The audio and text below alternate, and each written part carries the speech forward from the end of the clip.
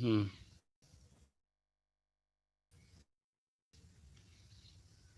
ॐ भद्रं वा भद्रं पश्येमाक्षभिर्यजत्रा स्थिरैरङ्गैस्तुष्टुवागुंसस्तनूभिर्व्यसेमहि देवहितं जदायु ॐ सेनावतु सेनौ भुनक्तु सह वीर्यं करवावहै तेजस्विनावधीतमस्तु मा विद्विषावहै ओम शांति शांति सुशांतिर्भवतु सर्वारिष्टं शांतिर्भवतु।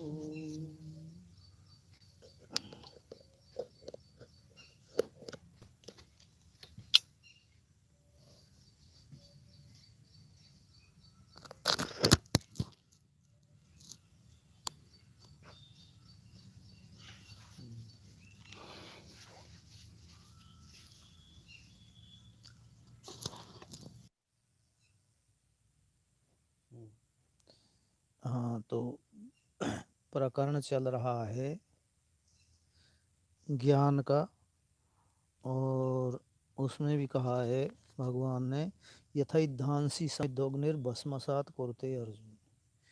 ज्ञानाग्नि सर्वकर्मा कर्माणि भस्मसात् कुरुते तथा। जैसे प्रज्वलित अग्नि ईंधन को भस्मीभूत कर देती है, उसी प्रकार से प्रज्वलित ज्ञानाग्नि भी सारे कर्मों को भस्मीभूत कर देती है। सारे कर्म कर्म तीन प्रकार के हैं, क्रियमाण, संचित और प्रारब्ध। तो प्रारब्ध का तो भोग से नाश हो जाता है, क्योंकि शरीरम आरब्धम तत्प्रवृत्त फलत्वात् उपभोगेन एव क्षीयते, वो तो भोग से नष्ट हो जाता है। और रहे दो, क्रियमाण वर्तमान के और संचित अनेकों जन्मों के पड़े हुए हैं, उनको ज्ञानाग्नि भस्मीभूत कर देती है। अब ऐसे ज्ञान की महिमा को सुनकर के अर्जुन के हृदय में एक विशेष उत्कंठा जागृत हुई, और उत्कंठा ये थी कि इतना श्रेष्ठ जो ज्ञान है वह अब कैसे मिले। माने उपाय तो भगवान बता रहे हैं कर्मयोग आदि का, लेकिन अब हो गया कि तत्काल कैसे मिले वह।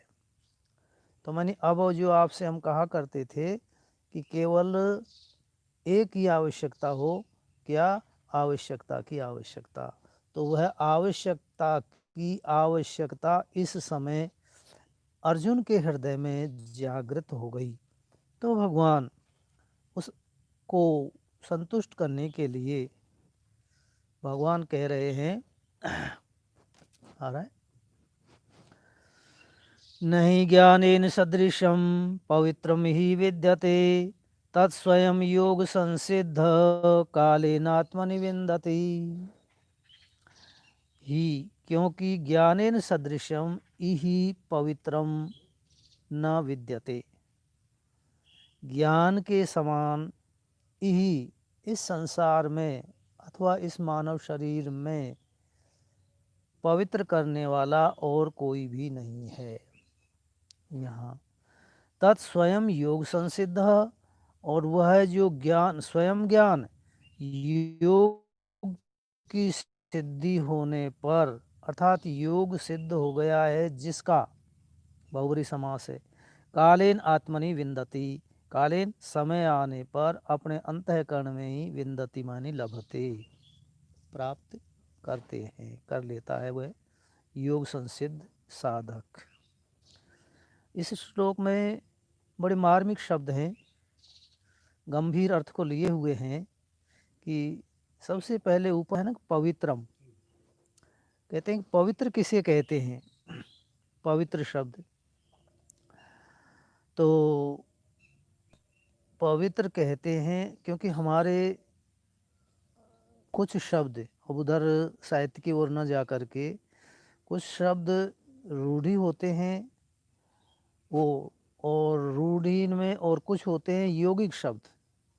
तो यह पवित्र जो शब्द है वह यौगिक है, मानी 2 या 2 से अधिक शब्दों को या वर्णों को लेकर के जो शब्द बनता है उसे यौगिक शब्द कहते हैं। तो ये पवि और त्राण 2 शब्द हैं इसमें। पवि मानी वज्र और त्र मानी जो त्रायते रक्षति, त्राण करता है, उसे त्र का अर्थ यह है, मानी जो वज्र की चोट से रक्षा करता है, वज्र के घात से रक्षा करता है, उसे पवित्र कहते हैं यह। और वज्र उपलक्षण क्या हो गया, सारे जितने भी दुखदाई साधन हैं, दुख रूप हैं, उन सब से यह ज्ञान रक्षा करता है, यह अर्थ है। इसलिए इसके समान रक्षा करने वाला संसार में कोई नहीं है, क्योंकि जब वज्र की चोट पड़ती है तो दुख होते हैं, और दुखों का आत्यंतिक नाश केवल ज्ञान से ही होता है। अच्छा, तो बोला महाराज जो है कब मिलेगा, कहाँ मिलेगा। अब इसमें एक शब्द है कालेन आत्मनि विंदति। हाँ, समय आने पर, आत्मनि मानी कहीं जाने जग की जरूरत नहीं है, अपने अंतःकरण में ही प्रकट होगा, आपको प्रकाश होगा, आपको बोध होगा, क्योंकि और अवश्य होगा। बोला अवश्य कहाँ से ले आए काल, ये तो कालेन है केवल। बोला कालवाचक जितने भी शब्द होते हैं उनमें तृतीया विभक्ति जो आती है वो निश्चित अर्थ में आती है, उसमें कोई संशय नहीं होता है। पाणिनीय सूत्र है अपवर्गे तृतीया, माने जहाँ निश्चित कोई वर्णन करना हो, कथन करना हो, वहाँ तृतीया विभक्ति आती है कालवाची शब्दों के साथ में। तो यह अर्थ हो गया कि निश्चय करके वह ज्ञान अपने अंदर ही प्रकट होता है कालेन का। अब इस नीचे के आधे श्लोक में 3 शब्द हैं, तत्स्वयं, योग संसिद्ध और कालेन।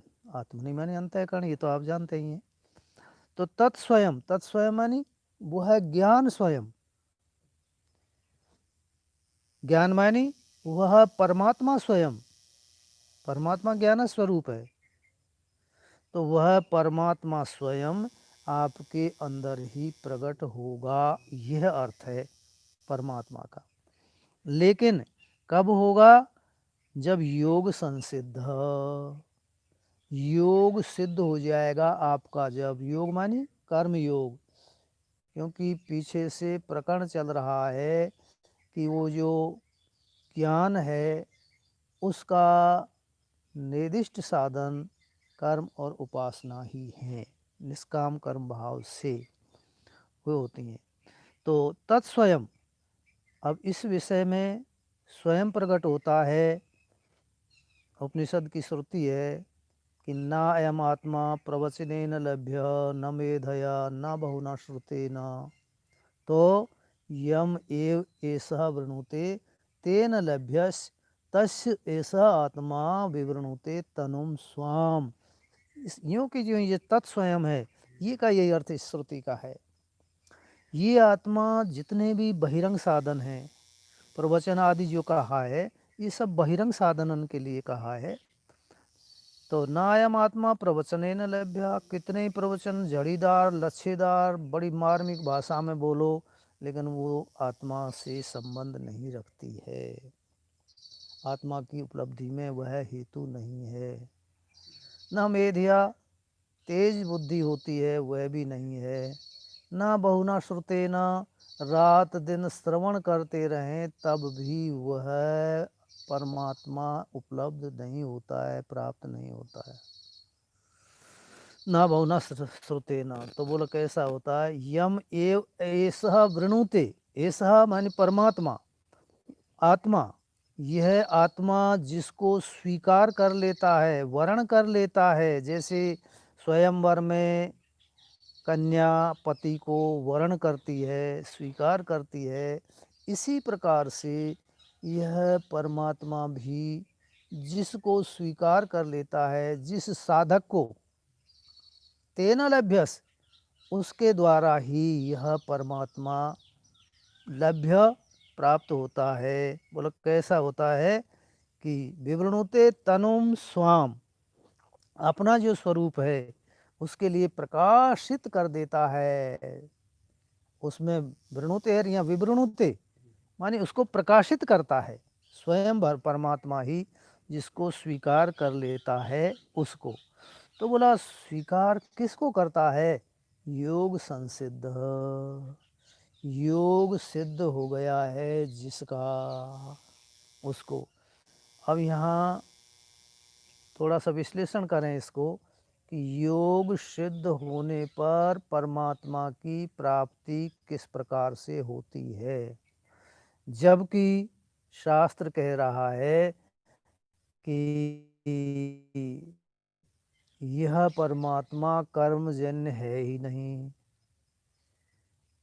कर्म से प्राप्त होता ही नहीं है, और यहाँ कह रहे हैं होता है ये परमात्मा।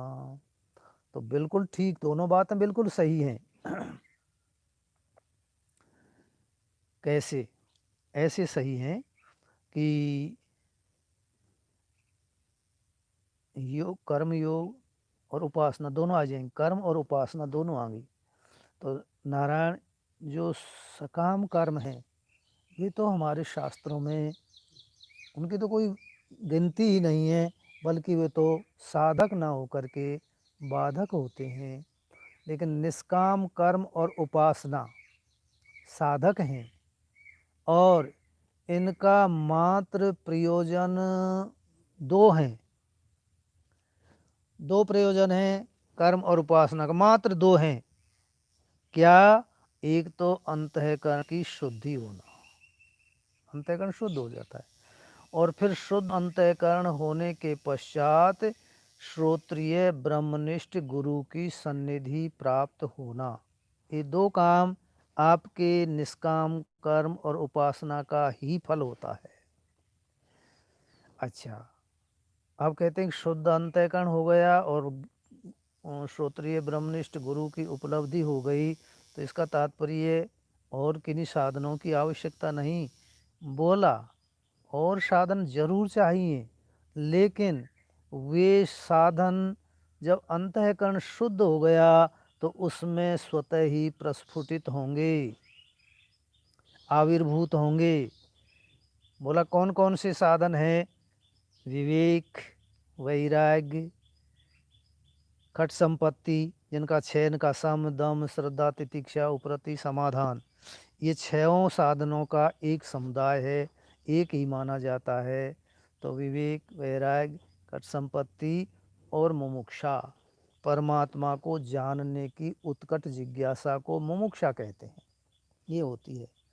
तो ये शुद्ध अंतःकरण में ही उत्पन्न होते हैं, अशुद्ध अंतःकरण में ये साधन उत्पन्न होंगे ही नहीं, जो आप प्रत्यक्ष देख रहे हैं। इसलिए शुद्ध अंतःकरण हो गया, मुमुक्षा हो गई, फिर श्रवण की आवश्यकता होगी। तो यहाँ श्रवण कराने वाले गुरु को उपलब्ध करा करके ये निष्काम कर्म और उपासना का कार्य समाप्त हो जाता है। यहीं पीछे रह जाते हैं, ये तो यहाँ तक ही है, आगे साथ नहीं देंगे।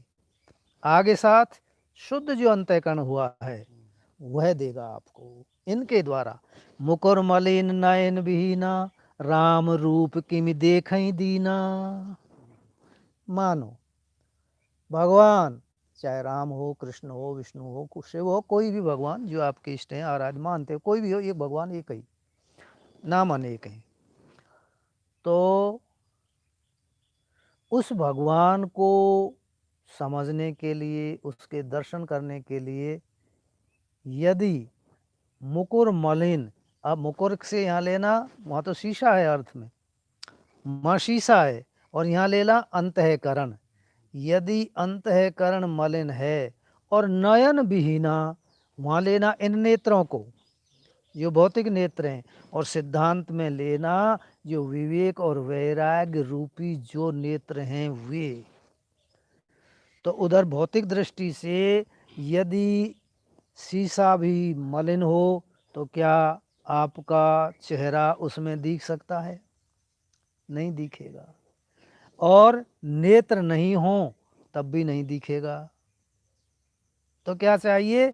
शीशा भी शुद्ध हो और दोनों नेत्र भी बिल्कुल स्पष्ट दिखाने वाले हों, तब जाकर के राम रूप दिखेगा। तो ऐसे ही निष्काम कर्म उपासना का तात्पर्य कि अंतःकरण में 3 दोष होते हैं: मल, विक्षेप, आवरण। तो मल और विक्षेप को कर्म और उपासना नष्ट करते हैं, मिटा देते हैं, और जो आवरण है वो दर्शन होने पर स्वतः ही हट जाएगा, या दर्शन होंगे ही जब वो आवरण हटेगा। एक ही बात है ज्ञान से।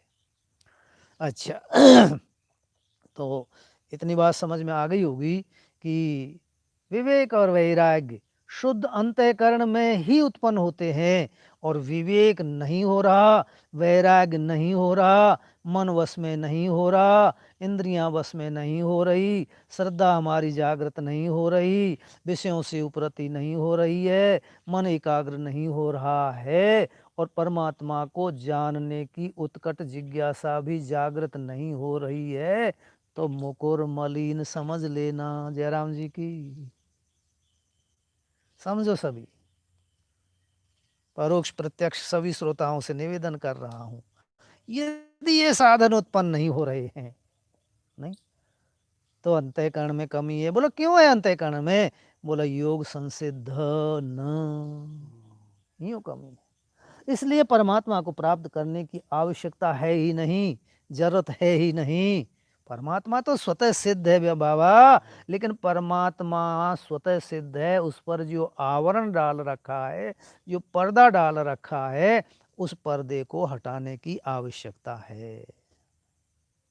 नास्ति अकृतः कृते न परिक्श्लोकान ब्राह्मणो निर्वेदम आयात, नास्ति अकृतः कृते न।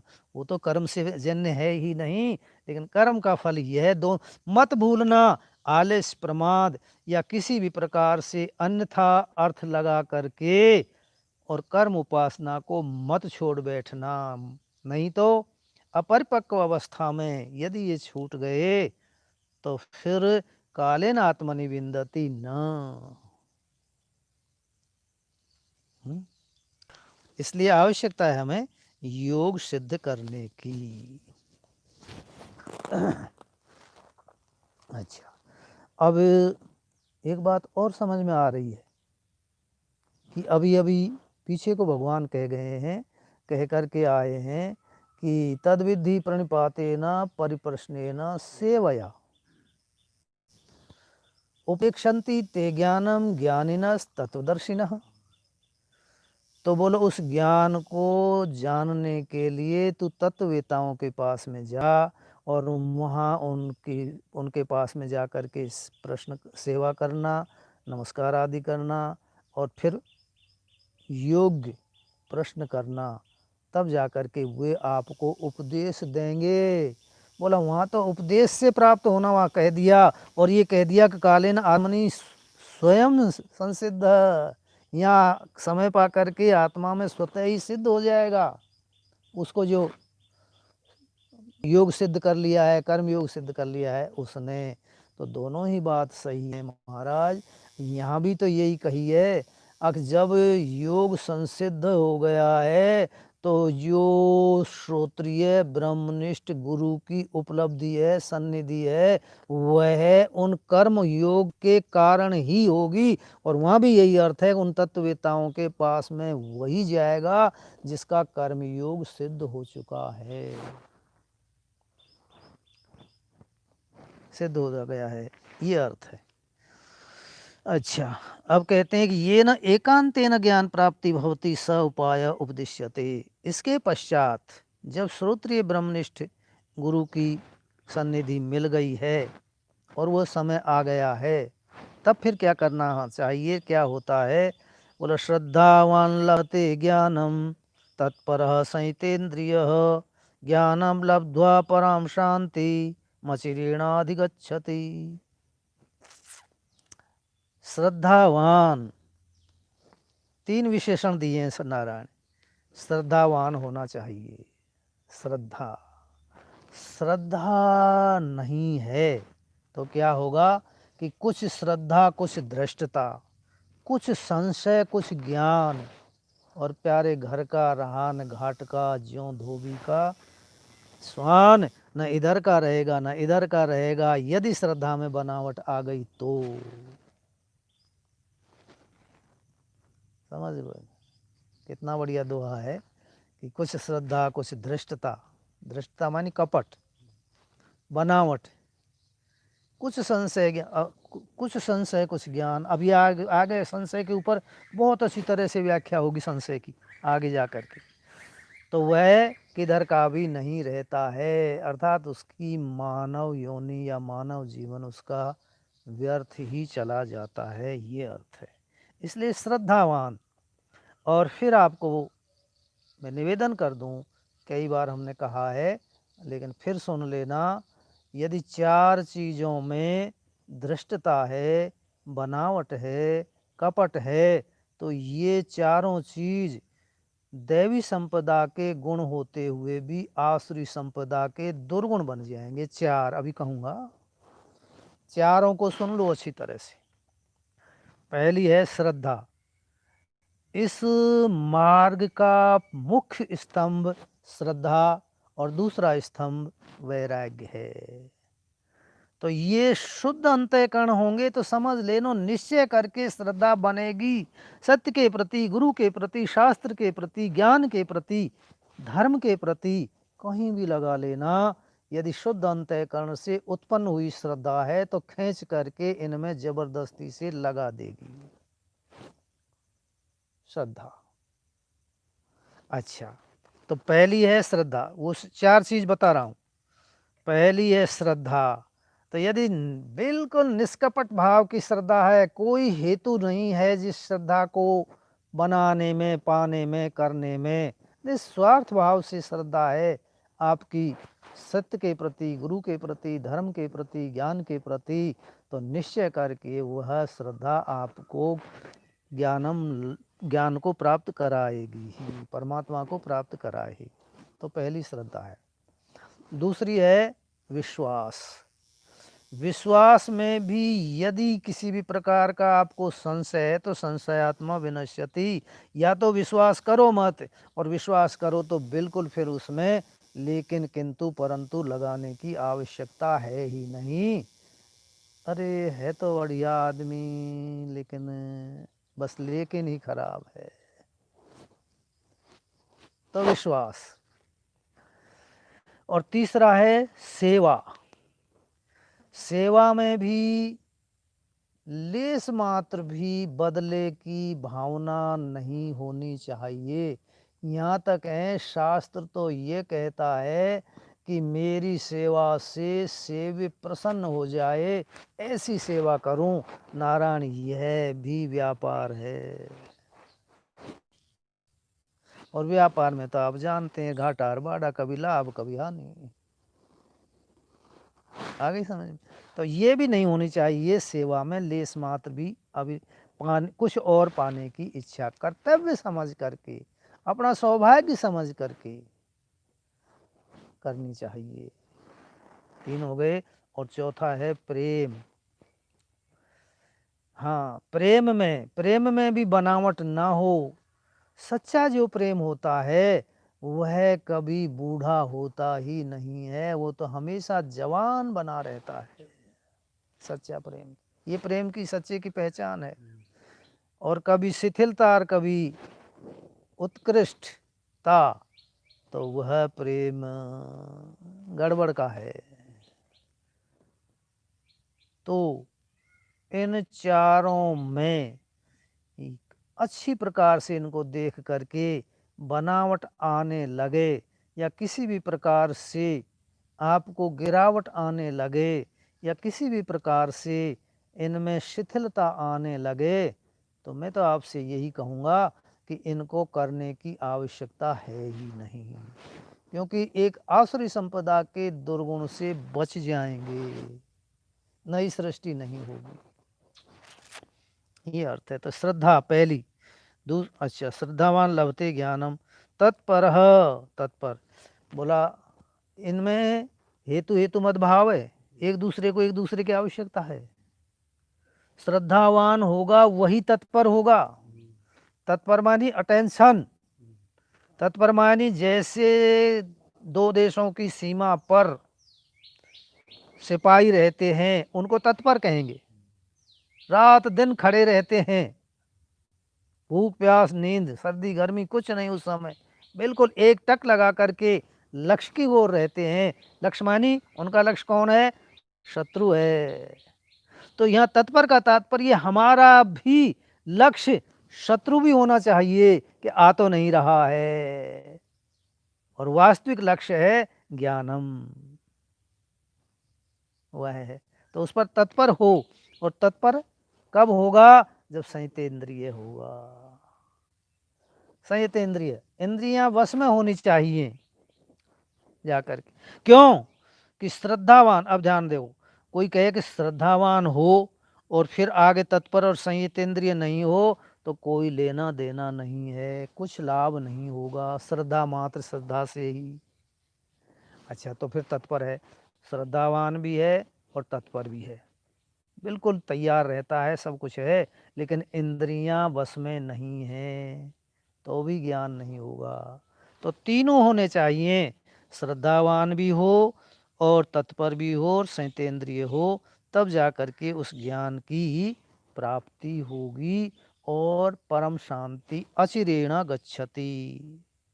परम शांति, जो शुभ से श्रेष्ठ उत्तम उत्कृष्ट जो शांति, अर्थात जिसमें कभी भी विचलितपना ना हो, विक्षेप ना हो, वह पराशांति है, उसको प्राप्त होता है। अच्छा,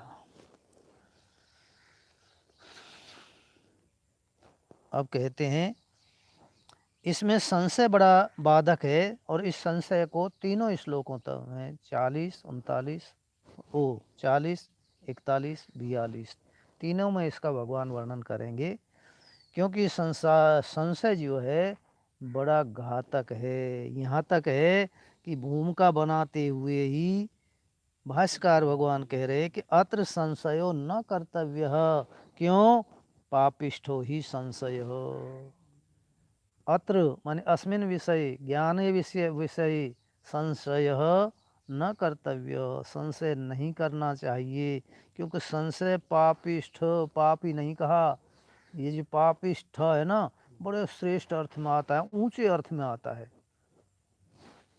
कहीं जहाँ भी जाएगा बहुत ऊंचे अर्थ में जाता है पापिष्ठ। और फिर नीचे और कहते हैं कि सर्वेशम पापिष्ठ, सारे पापियों में भी ये संशय तो पापिष्ठ है, बड़ा सरदार है, महाराज है, राजा है, ये तो सबका ऐसे में कप्तान है, क्रिकेटर का, क्रिकेट के खेल का कप्तान है, ये संशय है जो नहीं, इसलिए पापिष्ठ, इसका अर्थ यह है। तो क्या करता है ये? अज्ञस्य श्रद्धानश्च संशयात्मा विनश्यति, नायम लोकोस्ति न परो न सुखम संशयात्मनः। अज्ञ च अश्रद्धानः च संशयात्मा विनश्यति, और संशयात्मा जो है उसको कहते हैं कि अयम लोकः न अस्ति न परो न सुखम न सुखम, उस संसारू को न ये लोक है, न उसको सुख है, न शांति है, नहीं मिल सकता। अब ये कह दिया, ये मानी जो ये लेकिन किंतु परंतु उत्पन्न होती हैं, यही संशय है। बहुत अच्छी तरह से समझना, और आपसे मैंने बहुत अच्छी तरह निवेदन भी कर दिया है, यदि अश्रद्धा होने लगती है तो उस विषय को ही छोड़ देना चाहिए। हमारे एक शत्रु से हम बच जाएंगे नया शत्रु बनाने से। यार तो अज्ञानी अज्ञानी मानी दो प्रकार के होते हैं अज्ञानी, एक कच्चे अज्ञानी और एक पक्के अज्ञानी, मानी एक सठ और एक मूर्ख। तो अज्ञ जो है वह तो फिर भी संभल जाएगा, सुधर जाएगा, बदल जाएगा। अज्ञ मानी कच्चा मूर्ख। सठ सुधरई सत संगति पाई, पारस परस कुधात सुहाई। सठ सुधरई सुधर जाएगा। भले ही भगवान मना कर रहे हैं लेकिन वहां भी भगवान ही कह रहे हैं, तुलसीदास भगवान ही भगवान के प्रतिनिधि हैं। तुलसीदास जी कहते हैं कि सठ सुधरई, सठ तो सुधर जाएगा, लेकिन ये मत मानना कि जब सठ सुधर ही जाएगा तो हम तो सठ ही बढ़िया है, आराम से सोएं, मौज करें, खावें पीवें। बोलो ना, ऐसे नहीं सुधरेगा। सत्संगत पाई, सत्संग को पा करके सुधरेगा, अन्यथा नहीं सुधर सकता। अच्छा, दोनों अब मूर्ख में भी आएंगे। संशयात्मा है वह पक्का मूर्ख है। कच्चा मूर्ख तो वह है जो स्वयं, बहुत अच्छी तरह परिभाषा समझना नारायण मुख्य है। कच्चा मूर्ख मानी सठ तो वह है जो स्वयं सिद्धांत को नहीं जानता है, लेकिन दूसरे के द्वारा बोध कराने पर, समझाने पर, उपदेश देने पर मान लेता है। वह कच्चा है, कच्चा मूर्ख। तो वो सही है, सुधर जाएगा वो तो। और पक्का मूर्ख, मूर्ख हृदय न चेत, जो गुरु मिलई विरंची सम। विरंची सम, ब्रह्मा जी भी उसको चेत नहीं करा सकते, ज्ञान नहीं करा सकते। क्योंकि मूर्ख किसे कहते हैं? बोला मैं तो जानू नहीं और किसी की मानू नहीं, वही मूर्ख है, वो मूर्ख है। तो मूर्ख हृदय में चेत नहीं होता है। अच्छा, संशयात्मा विनश्यति, और यह लोक भी उसका सही नहीं, सुखी नहीं, और परलोक भी नहीं। फिर और की तो बात ही छोड़ो, किस प्रकार से वो रहते हैं। इसलिए नारायण, यह संशय पूर्ण ज्ञानी होगा उसको भी नहीं होता है, और यह संशय पूर्ण अज्ञानी होगा उसको भी नहीं होगा। तो किसको होगा? बोला ज्ञानी ज्ञानी सब एक हैं, अज्ञानी सब एक, और सब ते बुरे अध कुचले जिनके मते अनेक, उनको होता है। नारायण जयराम जी की, उनको होता है। इसलिए समझ लो, यदि हमारे अंदर अनेक मत उत्पन्न होते हैं, अनेक शंकाएं उत्पन्न होती हैं, अनेक पथों पर, मार्गों पर, साधनों पर चलने की भावना उत्पन्न हो जाती है, तो समझ लीजिए यह संशय है, और संशयात्मा पापिष्ठ।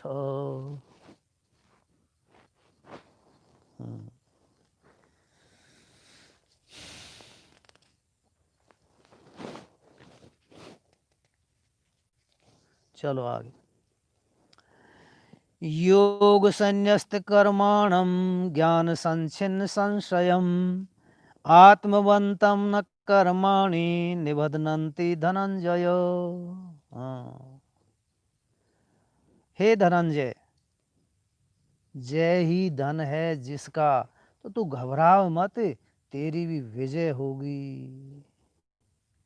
ज्ञानम, ज्ञान को पाया और जीत गए, हो गई विजय। तो धनंजन ये कह रहे, धनंजय का तात्पर्य है अगर तू घबराओ मत, तेरा भी ज्ञान ही धन है।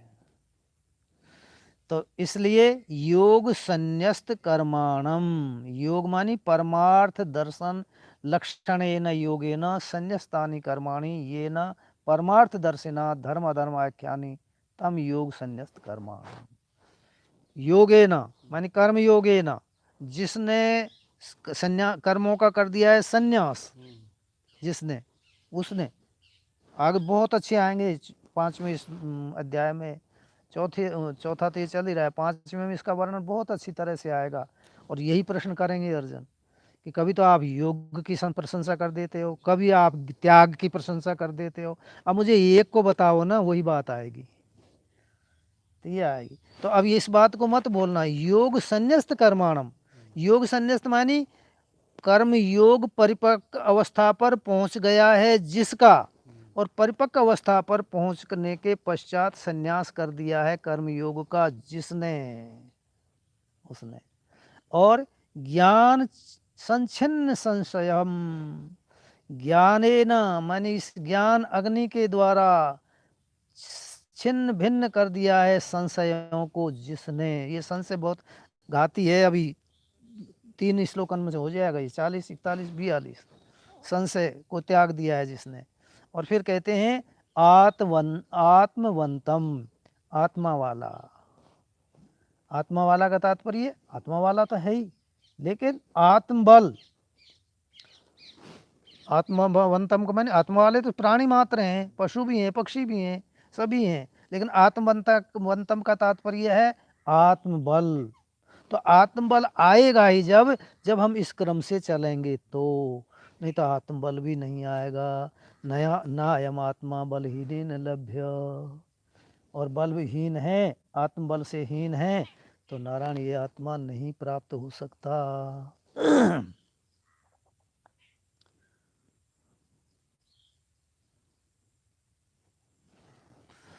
आइए आत्मंतम कर्माणि, उसको कर्माणि न निबधनंती, कर्म नहीं बांधते हैं। बांधने का तो आपको खूब अच्छी तरह से साकार करा ही दिया था, किस प्रकार से बांधते हैं। वे कर्म इसको नहीं बांधते हैं, और कर्म भी स्वरूप से किसी को भी नहीं बांधते हैं।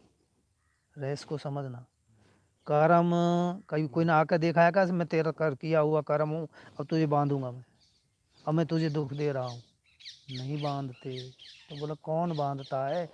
कर्म में जो आसक्ति होती है,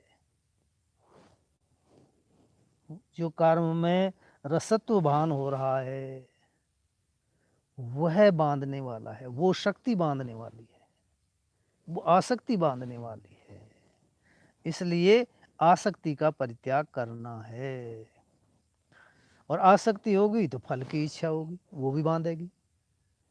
और फल तो नारायण आप जान रहे हैं, कभी तो सड़ जाता, थोड़े दिनों में ही सड़ जाता है, अब गर्मी में तो अब कहेंगे कि हम तो कर्म में आसक्ति नहीं करेंगे, बिना का आसक्ति के ही कर्म करेंगे, फल की इच्छा ही नहीं करेंगे। लेकिन नारायण ये शरीर भी तो फल ही है, इसमें यदि आसक्ति है तो फल में आसक्ति है।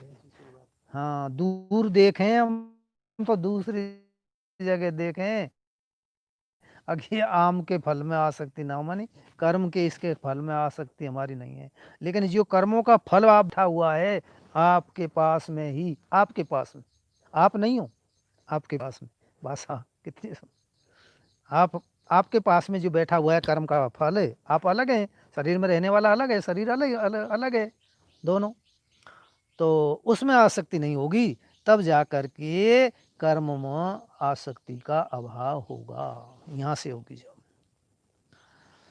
तस्मादज्ञान संभूतम हृतिस्थम ज्ञानास्निनात्मनः चित्वैनं संशयं योगो मा तिष्ठ उत्तिष्ठ भारत। हाँ, कै बज गए?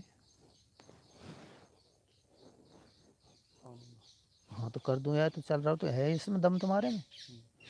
हाँ तो ये श्लोक है तो कर दें लाओ। तस्मात, तस्मात मानी ऐसा है वह ज्ञान योग, और ऐसा है कर्म योग, दोनों की व्याख्या है। इस कारण से हे भारत, तू भरतवंशी है, तेरा अधिकार है। हृदय स्तंभ, हृदय में स्थित रहने वाला और अज्ञान से उत्पन्न होने वाला जो यह संशय है, और आत्मन अपना ही है, दूसरे से यहाँ से नहीं आता, आत्मा को ही आवृत करता है यह संशय, इसलिए आत्मा का है। एनम एनम संशयम छित्वा, ज्ञान रूपी तलवार से इस संशय को छेदन करके योगम आतिष्ठ, योग में स्थित हुआ, उत्तिष्ठ भारत, और युद्धाय उत्तिष्ठ, योग में स्थित हुआ। जो कर्म योग बता रहा है, तो बताया अर्जुन के लिए कर्म योग ही का अधिकार है, इसलिए तू कर्म योग में स्थित होकर के और संशय को छेदन भेदन करके और उत्तिष्ठ मानी खड़ा हो जा। काय के लिए? युद्ध के लिए। तो भैया मेरे, आप भी अब युद्ध के लिए खड़े हो जाओ। बैठने से काम नहीं चलेगा, सोने से काम नहीं चलेगा, क्योंकि इस वेद का मंत्र है उत्तिष्ठित जागृत प्राप्य वरान निबोधत क्षुरस्य धारा निशिता दुर्गम पथस्तत् कवयो वदंती। कठोपनिषद। उत्तिष्ठित, जागृत, बोलो जाग रहे हैं, खड़े हैं, बैठे हैं, तुम कहो तो खड़े हो जाओ, और क्या करोगे हमारा? हाँ, बोलो नारायण, ये न जागना है न खड़े होना है। तो जागना क्या है? अनादिकाल की जो अविद्या है, कामना और कर्म से जो अशुद्ध आपको बना दिया है, जिस अविद्या ने, उस अविद्या से जागो, ये जागना है। अनादिकाल की जो अविद्या है उससे जागना है। और खड़ा होना माने जाग करके आंख मसल रहे हैं, ऊँ कर रहे हैं, तब भी वो जागना भी बेकार है। नींद रही पूरी न जाग, न सोए न जागे, तो ऐसे नहीं। उत्तिष्ठत, खड़े हो जाओ। और खड़े होकर के फिर क्या करें? चलो खड़े हो जाएंगे हम, जाग भी गए, खड़े भी हो गए, तब तो पीछा छूट जाएगा ना। बोलो ना, वरान निबोधत, वरान श्रेष्ठान महापुरुषान ज्ञानीनः गुरून, उनके पास में जाओ। फिर खड़े होकर के चलना, तो चलने के लिए खड़ा किया है आपको, खड़ा रहने के लिए, दर्शन करने के लिए हमको ना, आपको खड़ा नहीं किया। श्रुति भगवती कह रही है। तो बोलो वरान निबोधत, जो श्रेष्ठ महापुरुष हैं, तत्वज्ञ हैं, तत्व ज्ञानी न निबोधत, उनके पास में जाओ। और फिर उपदेक्षन्ति ते ज्ञानम, इतना करने के बाद में वो आपको ज्ञान का उपदेश देंगे। अच्छा, तो यहाँ कहते हैं क्षुरस्य धारा निशिता, नीचे है मंत्र, क्षुरस्य धारा क्या? दुर्गम पथ, दुरत्यया, दुरत्यया, दुखे न अत्यया यस्या सा दुरत्यया, बहुत कठिनता से पार किया जाए जो।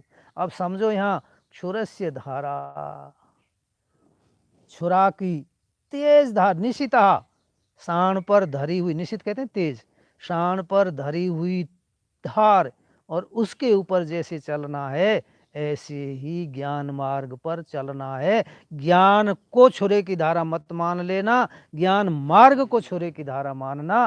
क्योंकि वरान निबोधत, वरान मन श्रेष्ठ पुरुषों के पास में जब जाओगे आप, तो फिर आगे शायद तो स्वतः सिद्ध है, लेकिन श्रेष्ठ महापुरुषों के पास में जाने वाला जो मार्ग है वही क्षुरस्य धारा।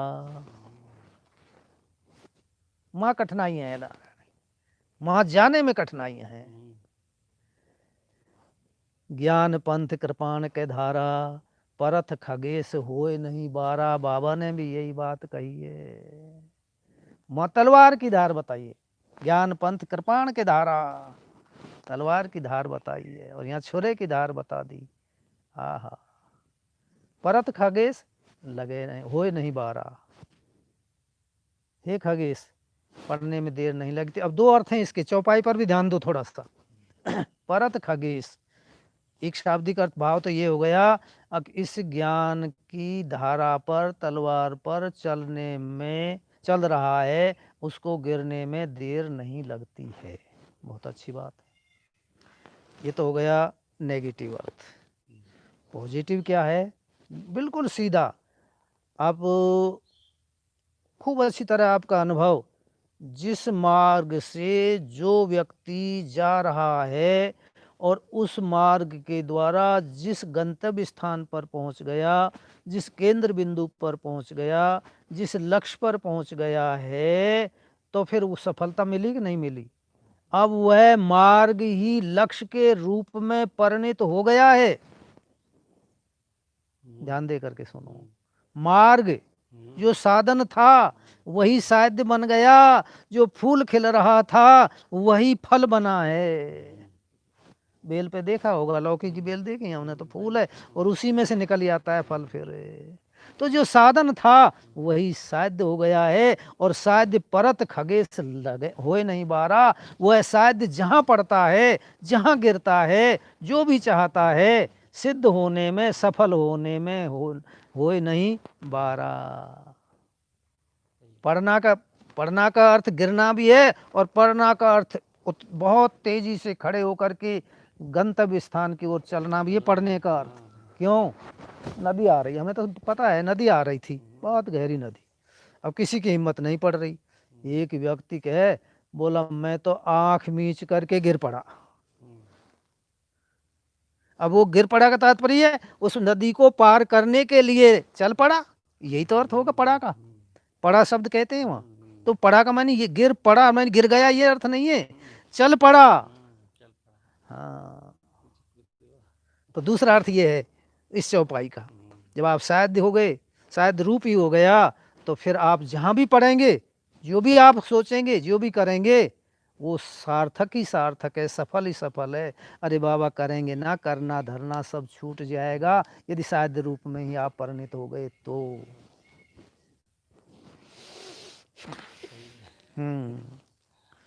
लेकिन एक और कहा है, हाँ, जे ज्ञान मान विमत्त तब भव भय हरन भक्ति न आदरी, पाय सुर दुर्लभ पदादपि परत देखे हम हरि। जे ज्ञान मान विमत्त, यहाँ स्पष्ट रूप से कह रहे हैं इन साधनों का तात्पर्य ये साधन जब तक नहीं है तब तक ज्ञान मान विमत्त ही रहेंगे, मतवाले ही रहेंगे। अब मैं ज्यादा हिंदी ना करूँ, चारों तरफ घूम करके देख लेना। हाँ, ज्ञानाध्यास है, ज्ञान नहीं ज्ञानाध्यास है। और अध्यास तो आप जान रहे हैं कि बहुत खतरनाक होता है। अध्यास मानी रस्सी में जो सर्प दिखे वो आध्यासिक है, और धोखे से पकड़ लिया तो खा जाएगा। अरे नहीं बाबा, वहाँ क्यों मिला रहे हो, वहाँ क्यों कर रहे हो, खावे तो जब कछु होवे वहाँ। अध्यास, लेकिन नहीं होते हुए भी कंपन लग रही है, भय हो रहा है, चिल्ला रहे हैं, चीख रहे हैं, अरे दौड़ियो रे, भगियो रे, तो काला ना आगे खा जाएगा रे, और फिर बैर भी और लेगा यदि इसकी खोटी हो गई तो। नहीं होते हुए भी क्या पैदा कर दिया अध्यास ने, तो ज्ञानाध्यास यही काम करता है। नारायण जयराम जी की। तो ज्ञानाध्यास वो पढ़ते हुए हमने देखे हैं। इसलिए आओ फिर हताश निराश होने की आवश्यकता नहीं, केवल एक ही आवश्यकता है, अति हरि कृपा जाय पर होई, पाम देई ए मार्ग। मार्ग का प्रकरण चल रहा है, पाम देई ए मार्ग सोई। इस कृपाण की धारा जो तेज है, छुरे की जो धारा तेज है, इस मार्ग पर चलने वाला वही है, अति हरि कृपा जा पर होई। तो बोलो फिर हमारा तो कुछ भी नहीं रहा, हम क्या करें, हरि अपना आप कर देगा कृपा। नहीं, बोला ना, हरि अपना आप कृपा ना करे तो। बोला मन क्रम वचन छाड़ चतुराई, भजत कृपा करी हई रघुराई। जयराम जी की। इसलिए आपको ही करना पड़ेगा नारायण, सीधी सी बात है सब कुछ, हरि भी कृपा उसी पर करेंगे। चतुराई को छोड़ करके, छल कपट को छोड़ करके, जो उसका सेवन करता है, कैसे भी सेवन, भजन नाम माला फेरने का ही नहीं है, लेकिन मात्र इसी को मत मानना, भज सेवायाम धातु है, सेवन करना।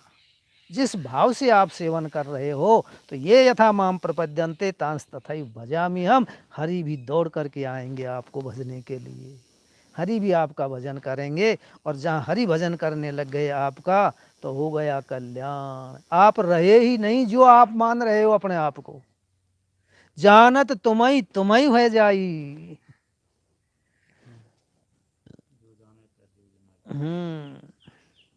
जानते तुम ही तुम हो गए, कहने का तात्पर्य। और क्या हो गया, तुम ही हो गए। वेद का तात्पर्य भी, वेद मंत्र भी है, स ह यो वै तत् परमं ब्रह्म वेद ब्रह्मैव भवति। बाबा की चौपाई का समर्थन, वो ब्रह्म ही होता है। किंतु थोड़ी सी और बता दूं, हमने मार्ग दूसरा पकड़ लिया। मार्ग दूसरा पकड़ लिया। बोलो कौन सा पकड़ लिया मार्ग? जिस मार्ग से परमात्मा की ओर न जा कर के और फिर कहाँ जाते हैं? दूसरी ही जगह चले जाते हैं। काम क्रोध लोभ, ओ काम क्रोध मद लोभ सब नाथ नरक के पंथ। बहुत अच्छी तरह से बैठ जाओ यहाँ। काम क्रोध मद लोभ सब नाथ नरक के पंथ। तो अब चल तो इन पर रहे हैं, ध्यान देना, चल तो इन पर रहे हैं। कामना भरी हुई है, लोभ भरा हुआ है, मद भरा हुआ है, क्रोध भरा हुआ है, चल तो इन पर रहे हैं और पहुंचना चाह रहे हैं वैकुंठ धाम में। ये गड़बड़ हो रही है। छुरे की धार को तेज नारायण इनने ही बना रखा है, तलवार की धार को तेज इन्होंने ही बना रखा है, मानी उस मार्ग को कठिन इन्होंने ही बना रखा है। इसलिए थोड़ा सा इस पक्ष को भी लिया है। और फिर समझ लो इसके लिए ये प्रकरण कहाँ का है? ये प्रकरण उस समय का है जब राम रावण युद्ध होने की तैयारी हो रही थी, सीता जी का अपहरण हो गया था। तब जाकर के विभीषण ने रावण को समझाया है इस दोहे की अर्धाली से। बहुत ऊपर का काफी वर्णन है, लेकिन समझना, समझाने वाला कौन है? विभीषण है। और समझने वाला कौन है? रावण है। मूर्ख हृदय न चेत, रावण है समझने वाला, समझाने वाला विभीषण है। और विभीषण भी स्वयं नहीं समझा रहा है, आगे नीचे कहा है पर इसी प्रकरण में, अके पुलस्त ऋषि ने अपने शिष्य को भेज करके मुझे ये संदेश दिया है कि रावण को इस संदेश को सुना देना। तो अपनी तरफ से भी नहीं सुनाया। पुलस्त ऋषि एक महान तपस्वी, परमात्मा को प्राप्त हुए जो ऋषि हैं, उनका संदेश था, उनकी प्रेरणा थी। प्लस विभीषण का मिल गया, 2 हो गए, 1 और 1 11 हो गए, 2 हो गए। और तीसरे में फिर समझना, जैसे ही विभीषण कह करके बंद हुआ है, रामायण में देखना इस प्रकरण को, जैसे ही विभीषण कह करके बंद हुआ है इस संदेश को, रावण नहीं बोला, उससे पहले मालवंत बोल गया। बुढ़ा मंत्री था, नाना था रावण का, वो बोल गया। बोलो महाराज, रावण से कह रहा है, जो विभीषण ने मत रखा है, सिद्धांत रखा है, उसका मैं समर्थन करता हूं। मैं उसका समर्थन करता हूं। बिल्कुल राइट, सही बात कही, 100% सही कही है। 100 नहीं, 101% सही कही है। इसलिए मेरा भी यही, किसी भी मत को हम रखते हैं तो पहले उसका प्रस्ताव रख देते हैं और फिर दूसरा आदमी उसका समर्थन कर देता है, अनुमोदन कर देता है। तो माल्यवंत जी ने इसका अनुमोदन भी कर दिया। अब क्या हो गए? 3, पुलस्त ऋषि, विभीषण और माल्यवंत। तो 1 और 1 11, और फिर एक और रख दो उनके ऊपर, कितने हो गए? 111। 12 मत करना जोड़ के, वहां लगाओ आगे बराबर, 111 मत हो गए इसको। लेकिन रावण ने फिर क्या उत्तर दिया? वो तो फिर कहिए है कोई, इनको यहाँ से हटाओ, मेरे सामने से शत्रु की बड़ाई कर रहे हैं। क्योंकि मूर्ख तो यही कहेगा, बड़ाई यही कर रहे हैं। उसका परिणाम क्या निकला? पथ को समझना, पंथ को समझना, मार्ग को समझना। उसका परिणाम निकला कि रावण का तो सत्यानाश हो गया। रावण के कुल में रहा न कोई, रोवन हारा भी नहीं रहा, ये हो गया। और विभीषण को राज तिलक, भगवान तो मिले ही मिले, लेकिन लंका का राज्य मिल गया नारायण। क्यों? इस सिद्धांत को जान रहा था, तो वह इस मार्ग पर चल रहा था। रावण जैसों के लिए ये तलवार की धार है, रावण जैसों के लिए यह छुरे की धार है, लेकिन विभीषण जैसों के लिए ये फूलों का मार्ग है, कोमल मार्ग है। ये बात वास्तविकता है। इसलिए अब आप समझ लेना आपको क्या करना है। अध्याय पूर्ण हो रहा है और आपका समय भी संकेत दे रहा है। बस चलते चलते मैं आपसे निवेदन करूंगा कि श्रद्धालु बन जाना, बस केवल श्रद्धालु बन जाओ। आवश्यकता की आवश्यकता हो जाए, सब कुछ बन जाएंगे, कुछ मत बनो। और फिर सब कुछ बने हुए जो अपने आप ही बिगड़ भी जाएंगे। बनेंगे काहे के लिए? बनेंगे काहे के लिए? बिगड़ने के लिए। क्या है? उपसंहार है। सब आ जाएंगे इसमें, कर्म भी आ जाएगा, निषेध भी आ जाएगा, कर्म संन्यास भी आ जाएगा, और ज्ञान भी आ जाएगा। ओम पूर्णमदः पूर्णमिदं पूर्णात् पूर्णस्य पूर्णमादाय पूर्णमेवावशिष्यते। सर्वे भवन्तु सुखिनः, सर्वे सन्तु निरामया, सर्वे भद्राणि पश्यन्तु, मा कश्चित् दुःखभाग् भवेत्। ओम शांति शांति शांति।